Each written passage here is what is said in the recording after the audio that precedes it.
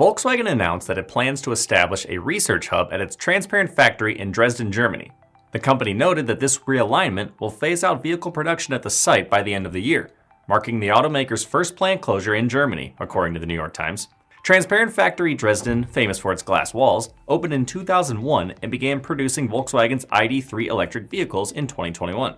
The company plans to dismantle the ID.3 production line in January, with the first joint research projects with the Technical University of Dresden beginning in mid-2026 and regular operations scheduled for 2027. The campus will focus on several technologies, including artificial intelligence, robotics, microelectronics, and chip design. Volkswagen anticipates the university to eventually occupy nearly half of the factory's floor space. The company added that it will reduce its technical production capacity across Germany by over 730,000 vehicles annually by 2028, and cut 35,000 jobs at German locations by 2030. The Dresden plant currently employs 230 workers. Volkswagen expects some to retire and will offer the remaining employees transfers to other German plants, partial retirement packages, and severance agreements. Volkswagen brand CEO Thomas Scheffer described the decision to end vehicle production at the transparent factory as absolutely necessary from an economic perspective. In July, the company reported a 33% decline in operating income for the first half of 2025, citing high costs from increased U.S. import tariffs